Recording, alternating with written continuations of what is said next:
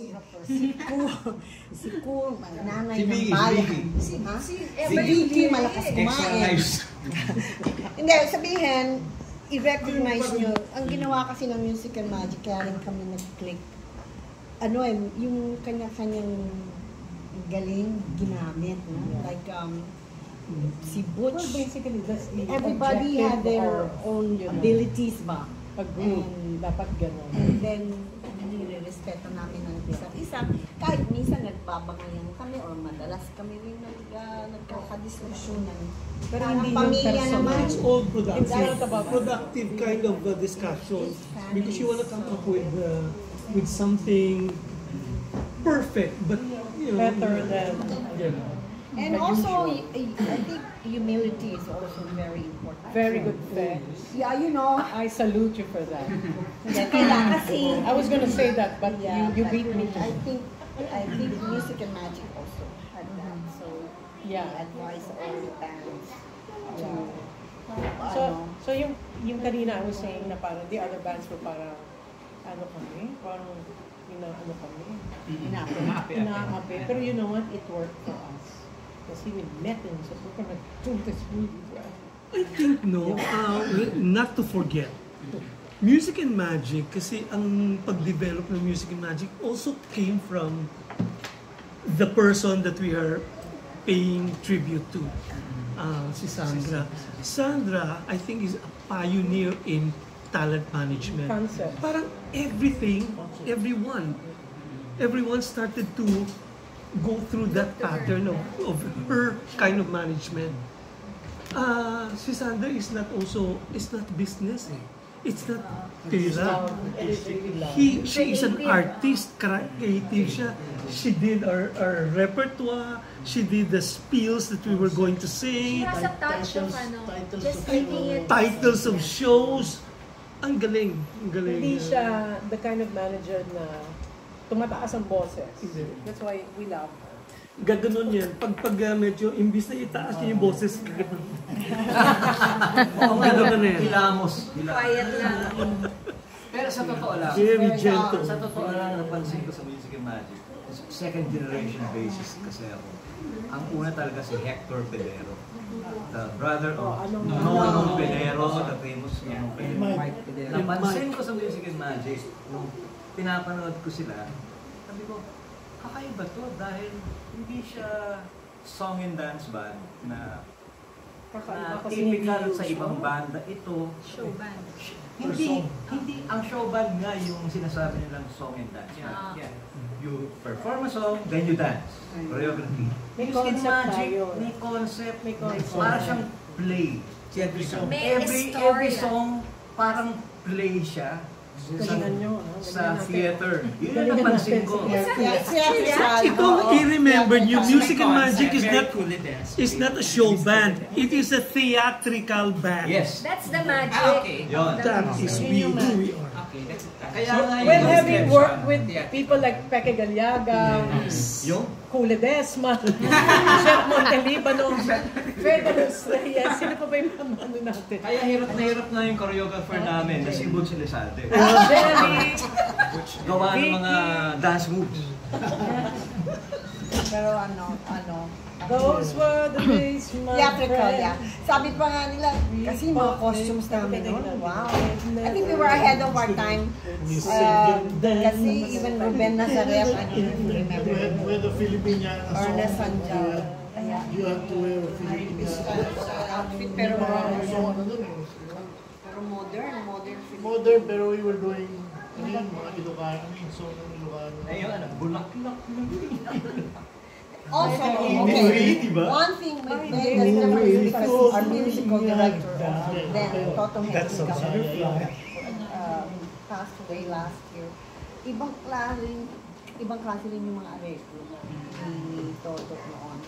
Ahead of its Of the time. Nauna Usual bands cover.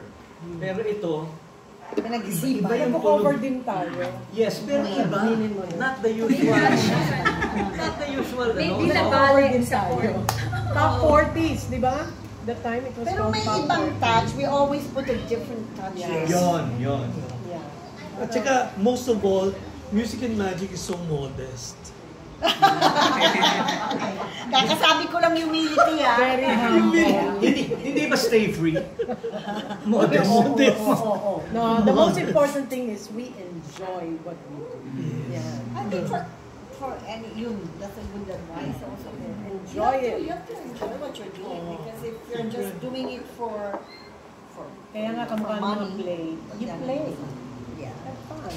Have fun. Kasama. Pero seryosohin. Tsaka ang repertoire namin, Money. it tells a story. May tuhog. It's narrative. Pinag-iisipan. Kasi We make it a sa point. really, that everybody talks says the word now. Narrative. Huh? Counter-narrative. Atenista, what did you take up? Economics. Layo, no? Sa karnabal. Ginagamit niya yan sa pagbebenta ng ticket. Regarding naman po sa mga new artists today sa local natin, sino po yung napabilib nyo or Napabilib o nabilib kami? Napabilib kayo po. Napabilib kami. Bilib kung saan kami. Or nagalingan kayo, ganun po. Yung nakita nyo po ng potential na, ay, ano to, pwede itong Not mga necessarily maging, a band. yes, may an individual or group or Casey any, ako, si Casey. Casey Tandingan, yeah. Magaling siya talaga. Potential. Martin Yevera. BT. Gary Valenciano. Oh, may potential sila. Dami, ang dami yung artist na yun. Julieta Spatura. Gagaling nila. Yeah, how about the P-pop? Like, what are your views on this emerging trend of P-pop artists? Kaya na yun. The P-pop, the K-pop, Oh and my the God. SB. J-pop. Ako, I'll say something. Oh, easy. Having so much of that in our country only shows that the Filipino radio stations and recording companies are not doing enough for our local artists. Yes, they are good because they studied a way. It was the government of Korea that has been promoting their artists, and it's working for their tourism. It's bringing them revenues. Yeah. A lot of millions of dollars, which should happen to us. Not to say that the Filipinos are the better singers, but halata naman in the world when it comes to a Filipino singer, they're really more excellent, no? Talagang iba yung timbre, iba yung ano, but the Koreans are really doing well because magaling din sila. May video sila, they spend a lot of money. They have school They're academies for that. promoted well, they are schooled for their, performances. Stricto ang kanilang mga, nagsusupport sa kanila. Although there's a lot of things are happening, sobrang strict na. Marami rin nagsusuicide and all that. That's my wonderment. There was a time when we were, in the scene, may mga competitions in other countries, and the Filipinos are all going to that, Everywhere, everywhere, and we were getting all these mga trophies Accolades, and yeah. but now I don't see any Filipinos doing that now. Parang lasa prominent yung kay Casey nga, no? Yeah, yung pinadala. And also, but that's individual. Even Jessica, Yeah. We can stand it's not yung pinadala talaga. Jessica Ng is an government. original. We need Jessica like Sandra's thinking, an original conceptualization of our own instead of copying. Ang Kasi lakas ang ng galing influence diba? ng Something that Malakas. Yeah. Lalong-lalo na dito sa atin sa kabataan dito sa Philippines, ang lakas ng influence from hairstyle to fashion to songs To the looks. lahat nagpaputi na rin. Even sa TV, di ba, the Influence pace. talaga ng Yeah. foreign. Hintayin nyo na lang na magpakalbo lahat. Pero naniniwala pa rin ako sa talento ng Of Pilipino. course, We ang can layo really naman stand side by for- side with the best. Malayo ang So, Pilipino. The only thing is, Kailangan yung support. yung support. Look at the people in sports. Without any support from the government, they did it on their own when they were young. Si Pacquiao, the guy with si Bata, Reyes, Efren. Efren, Bata Reyes, di ba? Si Yulo. Yulo, the Heidelin, the weightlifter. Oo. Yeah. These are all without government support, and yet, di ba? Naging ano sila? Naging champions. Can you imagine if we have that support? Ang galing ng ano, maabot pa ng marami na Filipinos, whether in sports, music, you know, whatever it is. We should be, actually, dapat tayo, we should be the West End of the Yes. nation. I was just gonna say, Kasi we parang have work in so progress much yan eh. talent. We have so much Kasi when you talent. look at theater, Oo. it's booming like crazy theater now, which was never happening before. Parang nobody goes to the theater. Ngayon, in 1 week, so many shows everywhere, and people are watching. Tsaka into the woods pinilahan. Isa ako sa pumila. Lahat, Na sold madami. out. Each, parang, like you said, kulang natin, West End, parang Yes. a street full of Yes. Yes, theaters, and the bands, yes. nabubuhay na rin yung mga banda. Correct. Banda dito, banda doon. Eh, galing ng Pinoy eh. And on that note, please support our show. Commercial. Get the government and the tourism. Owner. She has to go. May interview We pa have isa to pa. saan ako? Evacuate. No. We'd like to invite everybody to this show that we are doing. It's just 1 week preparation, but it feels like, you know, 1 day pa lang. 1 day pa lang, pero Na 50 songs na po. Kasi parang bumabalik yung ano. Muscle memory. This is not a long-time plan, remember? we will miss This is an accident reunion. 3 days ago. For a purpose. 3 days For ago, a 4 days purpose. ago. Birthday kasi ni Sandra Because Chavez. ang manager. Jeff is here. So we got all together there, and then we started talking about dapat mag-benefit na tayo. Kaya the only day that was available So we told ourselves August 20. August 20, because August 21 is a holiday. But you know what? We're very thankful because we only announced it yesterday, actually. Tickets are going. And people really are calling and excited, and we are just as excited as everybody else. Sana yung energy na kasi punong-puno kami ng energy ngayon to do this show. Maging Sana magical ang energy. nanood kayo at kasi masaya. At saka, kasi may purpose tayo. It's all for Sandra. This is for Sandra. This is So, for the there's a love. heart. It's not just about ourselves. There's a time we're not heart gonna- there in the whole Playing show. without Toto. It's about giving, you know, and giving back. Giving back. Especially to someone who has given so We much. want to make sure that she is fine. And also us, you know, we're not getting any younger. Okay. So what? Okay, we're not getting younger. Yeah. So we have to seize the Normally, yung managers, they're never, you know, Recognize, acknowledge. recognize or acknowledge. It's always the artist, but it's the manager also behind the, you know, sculptors. The wind beneath our wings. Yeah. Actually, that's Sandra Chavez. Really. And we really love her. And The only manager trusted by Boss Vic. It's true. So just one more question before you, because I know you have to leave, right? Yeah. How has music and magic shaped each of your characters or developed? Yeah. you know what?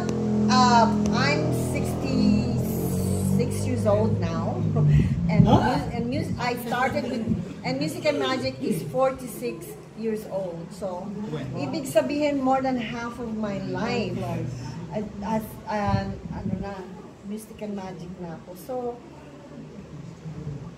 hindi ko makakalimutan ng Music and Magic because I am now what I am because of Music and Magic. Nandun ko na-discover na marunong pala akong magpatawa, pwede pala akong kumanta at magsayaw, at marunong din pala akong magmahal. No, I Dati pa yan, si Tess always been light-hearted. So Music and Magic is actually like like half of my life, you know. So, paano pa naman hindi yan masishade, di ba? Paano pa naman hindi isi-shade niya ng buhay ko. Bukod, of course, sa aking pamilya, na siyempre mas nauuna yan sa lahat, lalo lang yung aking asawa. Magaling si Fe. Uy, salamat. Alam niyo bakit? Sabi niyo lang yan kasi alam niyo bakit? Ang galing-galing ay isa na lang ang ano. Bingi ako, I can only hear with one ear. But I can sing. Kaya pala wala ako sa tono. Ginagsagaan niyo ako, no? You know, I can only hear with one ear. That's why she always sits on the left. I had German measles when I was a baby. So it's kind of hard, especially to get voicing. Totoo yan with the band. Kaya gusto ko melody lang, tapos pagdating na ng show, papahirapan pa ako nito bibigyan ako ng boses. Pagdating ng show, nanakawin ko boses. Magnanakaw yun. Magnanakaw ako ng voice. Kaya bigay niyo na lang talaga sa akin melody. So going back to your question, again? Yeah. Thank you so much. Bye po. How did music and magic shape? Your character. Ay, nagdala ako ng light. I thought I was really like that since before. Go. Me, I think wherever or whatever you become, like I'm a dentist, but somehow there's that thing, that there's something in me that is music and magic.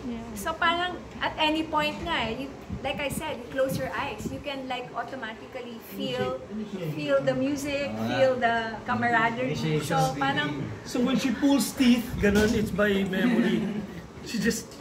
What happened? But you tell them about Ito, there's like musical notes playing. And my kids, because my kids grew up, I grew up watching them.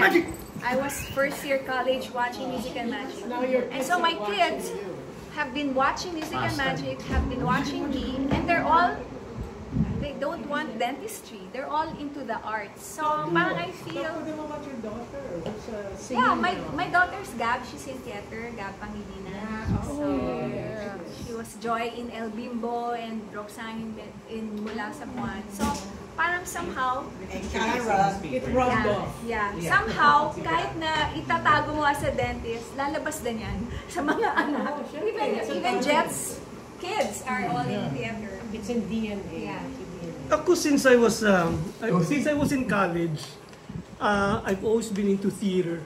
I'm not a prodigy, but my mentor is Peque Galiaga, so we go into performance workshop all the time, which was carried over into the Music and Magic era.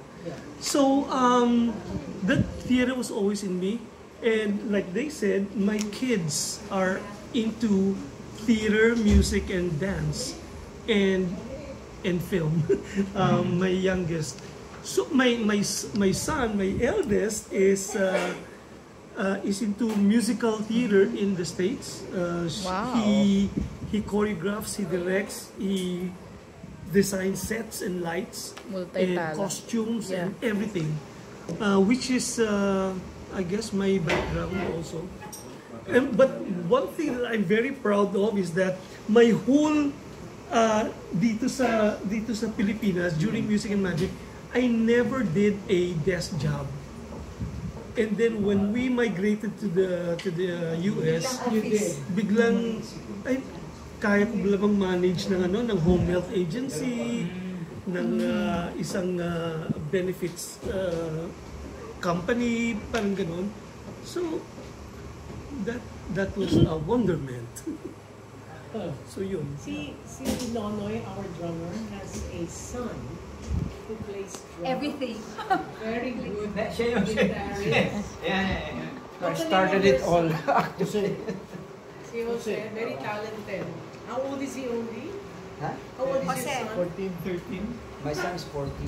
14, but plays the guitar like, wow, he's... Guitar, bass, and drums. So experienced. My daughter is a graduate of St. Benilde also, and my first one, si Jana, also sings, and she's into computers and things like that. So she has a family, and I have 2 grandchildren. We can't keep it to ourselves. Si Butch, ang gwapo ng... They are, at least one is an actor. Naging artista yung isa. The other is Joseph. He's into production. And then my other son is into production because my wife was into production also. Management. Management and production. Edith, the wife of Chicken. My wife. It's my wife. they used to be the same company as Classified Entertainment and With with Sandra Sandra Chavez. Chavez. Yes. Yan ang protege ni Sandra. Ako nga, nireplace ko lang si Angeli. Naging Pangilinan tuloy yan. Sa totoo. And mind you, pagdating sa Singapore, Oh. wala. Akala siya si Angeli. Hindi halata, no? May resemblance naman. That was another ace when we got her. Sabi naman, uy, ba't kamukha ni Angeli? Tatanong ko nga daw kung Kamag-anak. Yeah. I married her brother. Yung brother. So, but the brother was my date when I first watched them in 1979. So, imagine. When you were 18. Oo. My maiden name is Sevilla. Vicky Sevilla. And then, I'm Vicky Sevilla. So how long did you use that? I'm Sevilla. When you were, when we were in Singapore, I was Sevilla. Okay. And then when they disbanded, I went to dentistry. Then I got married to a family. So all in the fam. Why dentistry? I was in medicine nga. Oo, yun yung gusto. And then, they borrowed me. Sabi nila, 2 weeks lang, max 3 weeks. But, Pagbalik yeah. ko, August na. And I said, second year proper na ako. I said, I can do it. Just give me the exam. I'll do it. Ganyan. They said, not fair. Everybody was here in June. It's August. So they said, we'll reserve you a slot as long as you come back on time next year. So sing muna. When next year, we were in Malaysia. Mag-enjoy ka na lang muna. And then, you just come back. And it took me 3 years. And even as a dentist, Yes. after Music and Magic, Oh, I joined the she band. became a band member again. With? All dentists. Nonoy. All dentists and Wow. doctors. 8 track. You joined Eight track. We were in drums for 15 years every Monday. 50 years now. 15. Yeah. 15 na. So it Tapos becomes, sila, Bobby and Bush, nasa Route 70 sila. yeah. May band kami ngayon. We play 70s. And Yeah. we've been together for 20, going on 23 years na. So ngayon, ako naman gagawa ko ng banda. Ibig sabihin nun, Music and Magic, parang the roots, Ang root no? pa rin, That was the root of all the branches, all our children. That's true. That's true. The artistry, the music, the magic. Eminem is the core Yeah. for everything.